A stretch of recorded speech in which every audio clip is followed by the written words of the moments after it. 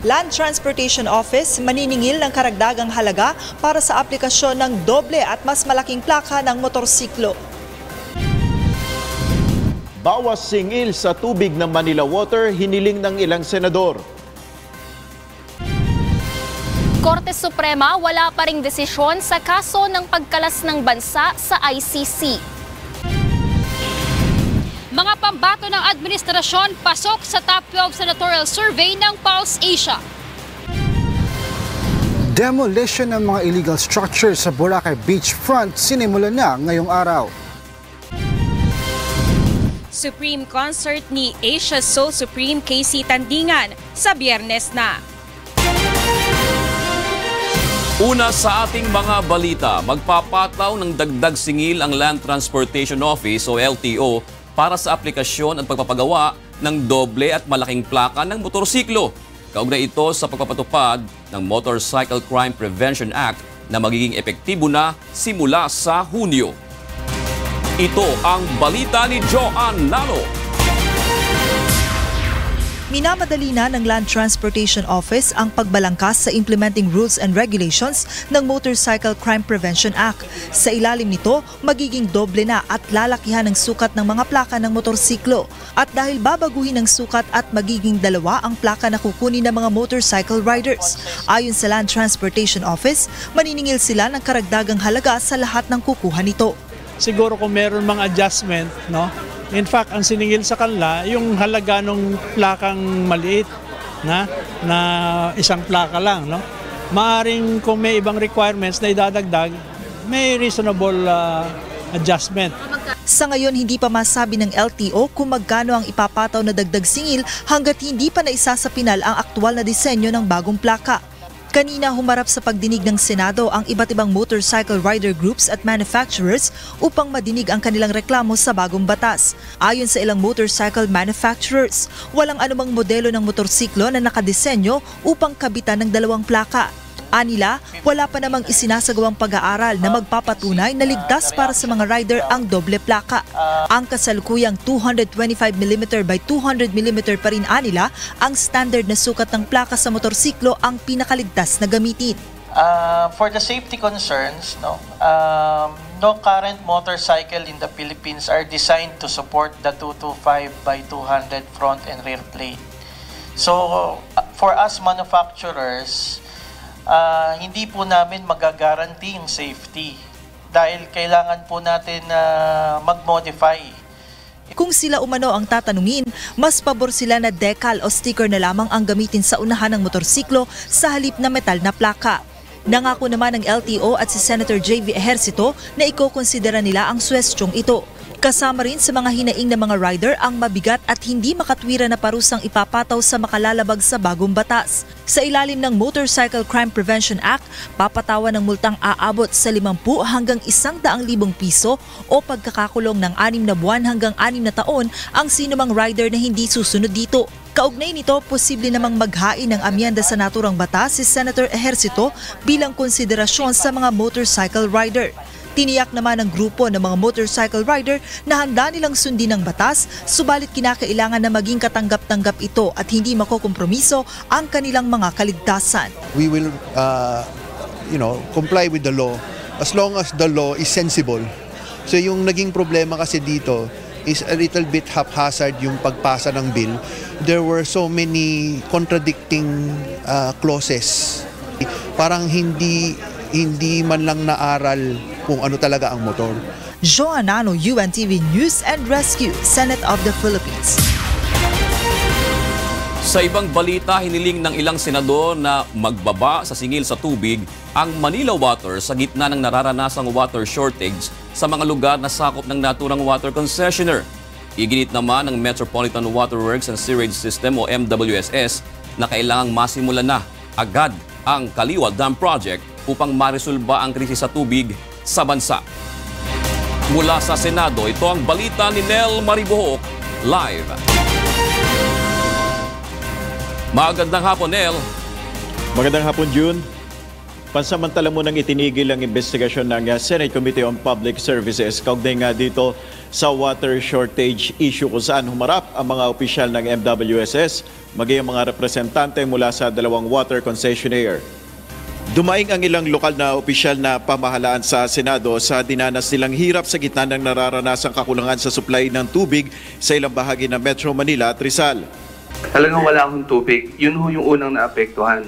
Kaya ho ang ginawa ho namin, nagpatawag ho ng meeting aming mayora, lahat ho ng fire volunteer ho namin nagsama-sama. Kasi talaga ho nag-aaway-away na ho yung mga tao kasi hinaharang na ho yung fire truck. Ayon sa Manila Water, ginagawa naman nila ang lahat upang matulungan ang mga lugar na walang tubig. 30 water delivery trucks ang nag-iikot-anya sa mga lugar na ito, ngunit aminado sila na kulang ito. I have instructed our team to look for ways to see how we could help for services not rendered in the affected communities. Binusisi naman ni Senator Panfilo Lacson ng estado ng Cardona Treatment Plant na proyekto ng Manila Water na hanggang ngayon ay hindi pa mapakinabangan. December 2018, sana target ito matapos, ngunit nagkaroon ng problema kaya hindi pa nag-ooperate. Ito ang inaasahan sana na re-resolba sa kakulangan ng tubig. Running in December 2018, they could not have drawn water from the Lamisa Dam. Ang gasto sa proyekto na ito ay pinapasa ng mga consumers sa kanilang mga water bill na hindi naman umano makatwiran. To a government-sanctioned highway robbery. Dahil sa isyung ito at sa krisis sa tubig, hiniling ng ilang senador sa Manila Water kung maaaring voluntaryo silang magbaba sa singil sa tubig, bagay na hindi direktang sinagot ng presidente ng Manila Water. Ngunit isa ito sa tinitingnan ng MWSS. That's part of the things that we plan on doing is kung pwede, this month huwag mag-charge muna. Ayon naman kay Senate Committee on Public Services Chairperson Senator Grace Poe, hindi pwedeng walang kompensasyon sa mga naapektuhan ng water shortage. Imposibleng wala dapat kompensasyon sa mga nangonsumo. Diba? Dahil tayo yung nangungonsumit talaga ngayon. So pati yung local government, ang laki rin ng gastos nila. Iginiit ng MWSS na dapat na talagang masimulan ang Kaliwa Dam Project na siyang nakikita nilang re-resolba sa krisis sa tubig. Isinantabi rin ng MWSS ang lumutang na issue sa proposal ng isang Japanese firm sa dam projects na mas mura at mabilis umano ang implementasyon. Ang China-funded project na ito ay aprobado na anya ng NEDA Board. The project has already been approved by the President and we cannot do anything anymore about it. Ang Kaliwa Dam Project ay bahagi ng programa ng administrasyon na bagong itong New Centennial Water Resource na inasahang magsusupply nga ng 600 million liters of water sa Metro Manila at mga karatig na probinsya. Yan muna ang ating update. June. Nel, nasabi ba sa pagdinig o naitanong ba kung talagang ang Manila Water ay lumabag doon sa concessionaire agreement na dapat silang mag-penalty pagka hindi nila natupad ito? Naging isa yan sa mga usapin na tinalakay dito sa pagdinig. Kung meron nga ba talagang naging paglabag ito doon sa concessionaire agreement at sinabi nga ng MWSS bilang regulatory body na titingnan pa nila kung talagang merong paglabag or may kailangang pagmultahin sila dito sa nagaganap na water shortage. Isa nga sa mga tinanong yan ni Senate President Vicente Sotto III, dapat may managot dito sa nangyayaring water shortage. Sa punto na yan, merong isang provision dito sa water concessionaire agreement na binanggit si Senator Soto na nakasaad doon na dapat ay may parusa itong mga water concessionaire na kapag nangyari itong kakulangan o pagkukulang ng water concessionaire, itong nagiging water shortage dito sa Metro Manila. At ang magiging penalty ay itong ang tinatawag na rebasin o itong computation kapag sila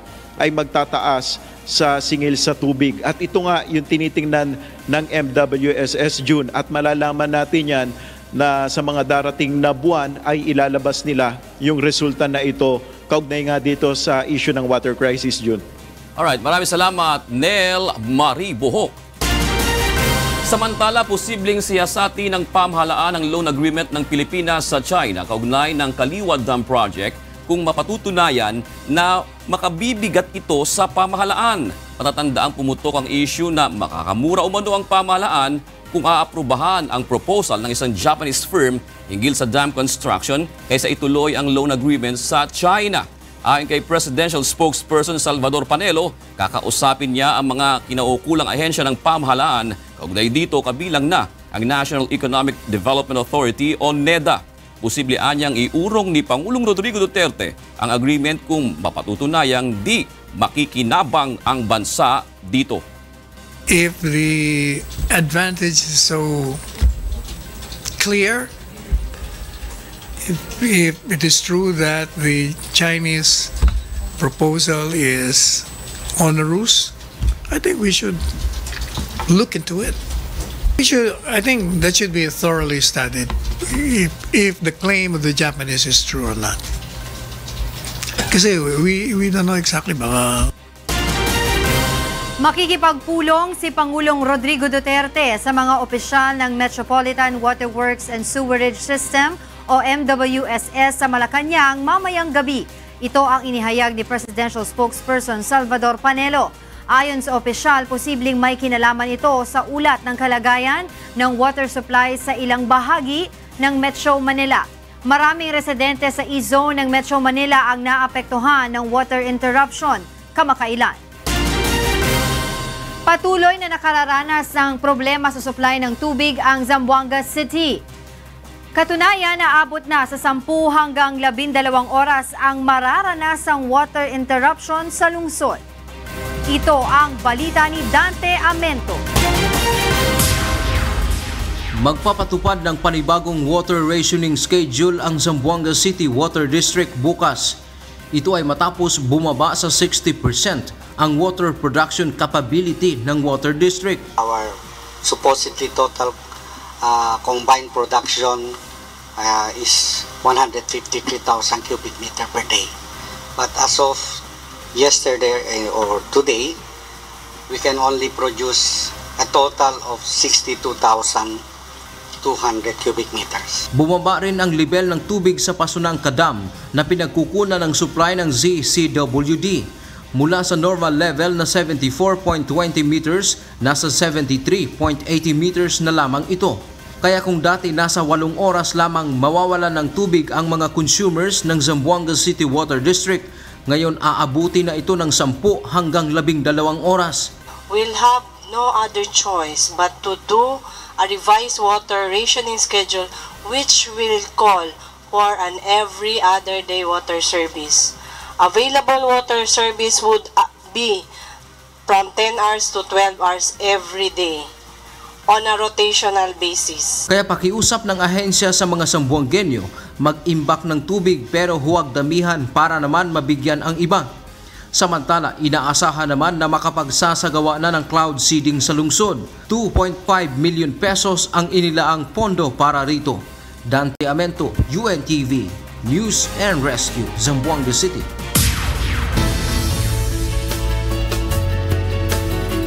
Humina ang bagyong Chedeng kaninang umaga matapos itong maglandfall. Isa na lamang itong LPA ngayon.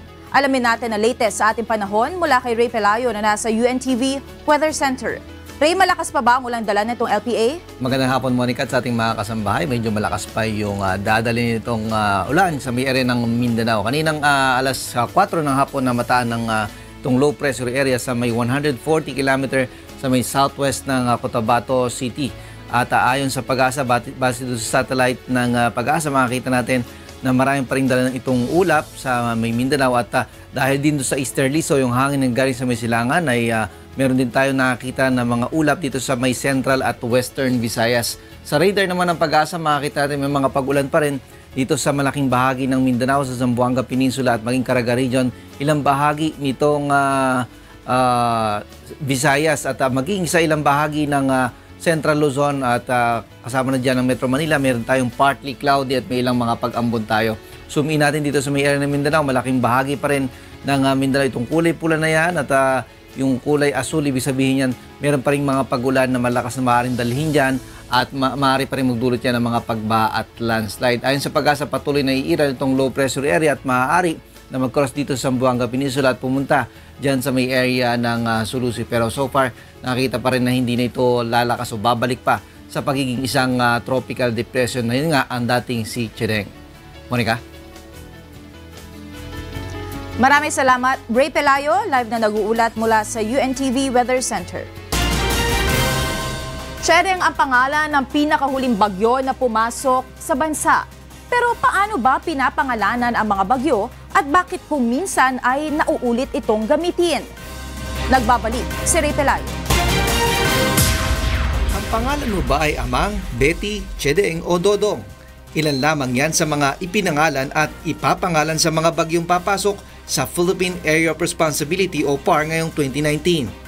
Pero kailan nga ba nauso ang pagpapangalan sa mga bagyo? Ayon sa Philippine Atmospheric, Geophysical and Astronomical Services Administration o PAGASA, noong 1960s ay nag-umpisang pangalanan ang mga bagyo na pumapasok sa PAR.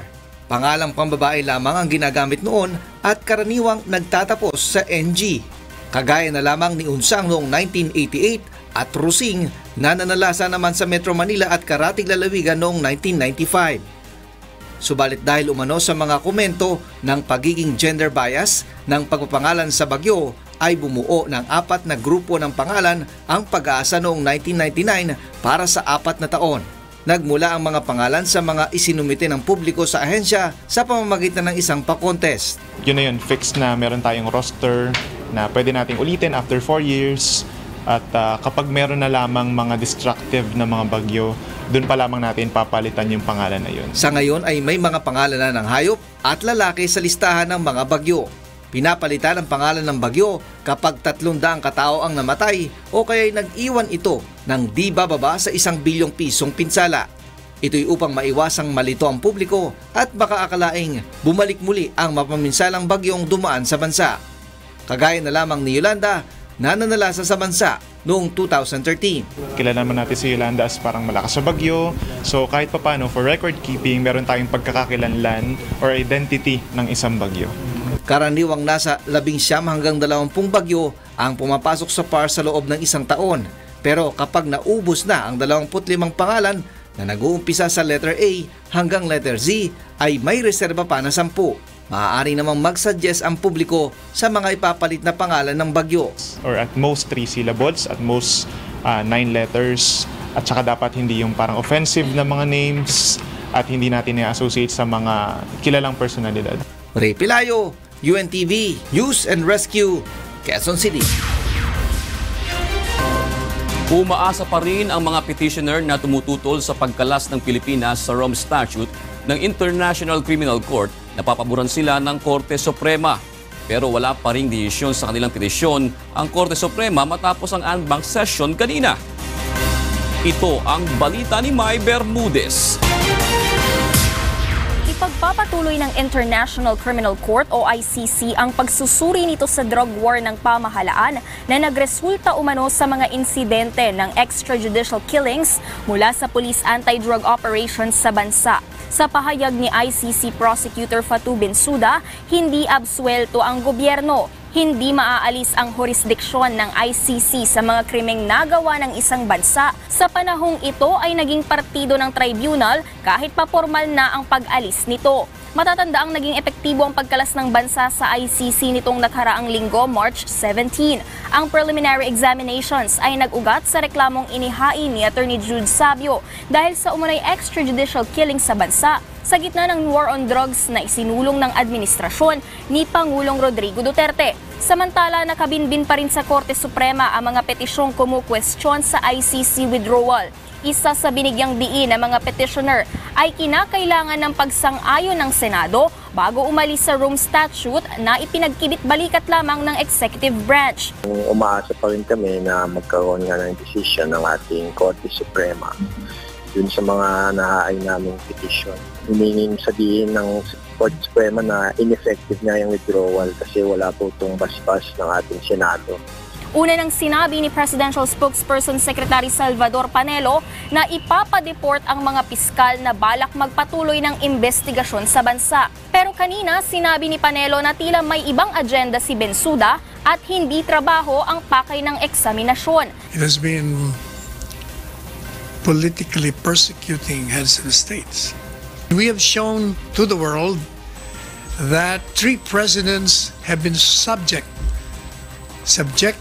to the machineries provided by the Constitution relative to ousting them with respect to certain abuses they have committed.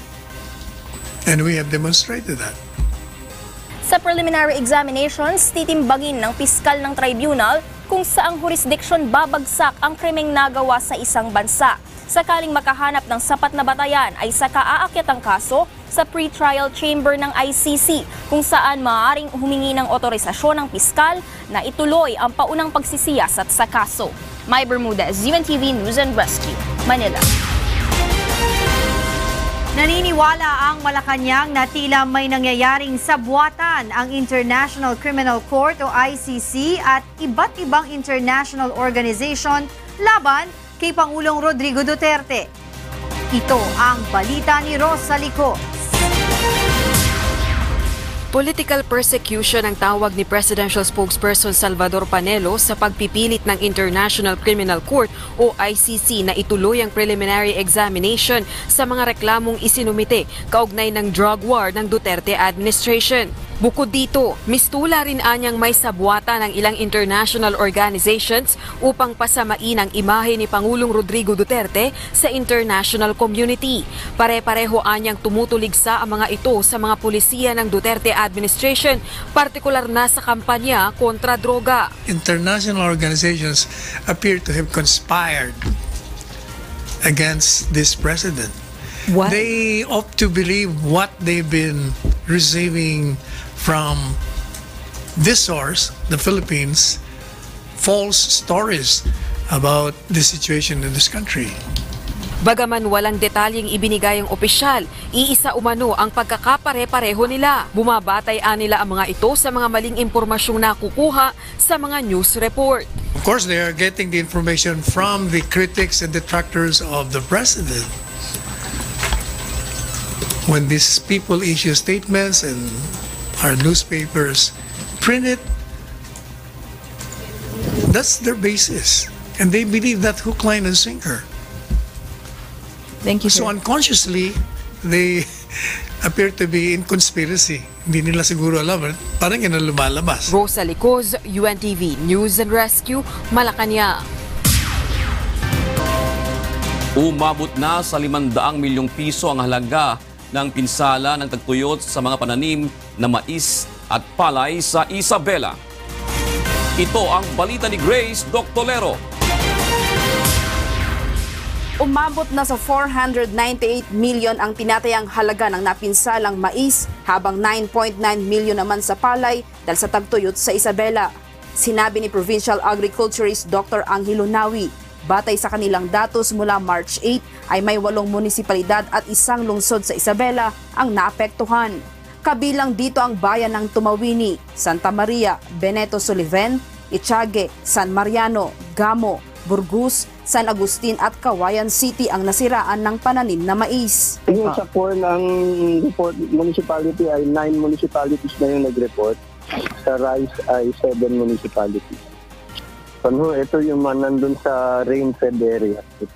Umabot sa 18,664 hectares ang affected area.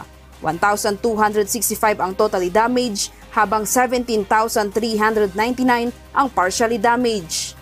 6 na munisipalidad at 1 lungsod kabilang ang Santo Tomas, Santa Maria, Gamo, Nagilian, Itiague, Angadanan at Kawayan City ang nasiraan ng pananim na palay na umabot sa 5,526 hectares. 291 hectares ang totally damaged at 5,293 ang partially damaged. Karamihan sa mga nasiraan ng mga pananim ay umaasa lamang sa tubig ulan. Tiniyak naman ni Nawi na nakahandang Isabela Provincial Government na magbigay ng tulong sa mga maliliit na magsasakang nasiraan ng pananim bunsod ng El Nino. Before naman itong calamity, ng planting season, nag-insure po tayo. Merong programa ang provincial government na kung tawagin ay Bro Paniguro sa Pananim. So nag-insure po tayo ng mga mga tanim ng ating mga farmers. Grace Doctolero, UNTV News and Rescue, Isabela. Sinimulan na ngayong araw ng Boracay Interagency Rehabilitation Management Group ang pagdemolis sa mga illegal structure na patuloy na lumalabag sa easement rule sa isla. Ito ang balita ni Vincent Arboleda. Giniba ng mga tauhan ng Boracay Interagency Rehabilitation Management Group ang mga estruktura ng isang resort sa Boracay Island dahil hindi ito sumunod sa easement rule sa isla. Ayon kay General Manager Natividad Bernardino, nabigyan na ng ultimatum ng ahensya ang Boracay Plaza Resort, ngunit hindi pa rin ito kumilos. Out of the 10, ito na lang yung hindi gumagalaw. And there's no intention at all of doing voluntary demolition. The rest have complied, completely complied. Others partially, nagtutuloy-tuloy pa rin.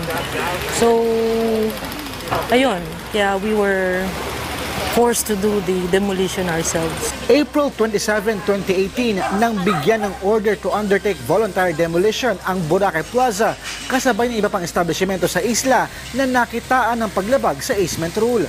Binigyan din ito ng closure order noong February 24, 2019 matapos makitang patuloy itong nag-ooperate sa kabila ng paglabag.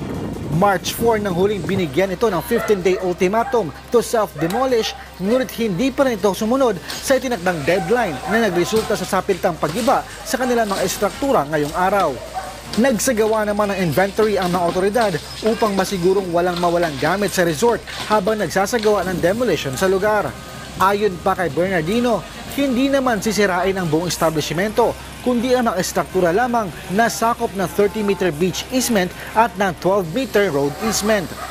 Samantala, patuloy naman ang self-demolition ng ilan pang resort at establishments na nabigyan din ng ultimatum ng ahensya. It's to their interest and advantage if they finish it the soonest possible time. So they can start operating at ma-recoup na nila yung kanilang capital expenditures and losses during the closure. Vincent Arboleda, UNTV News and Rescue, Boracay.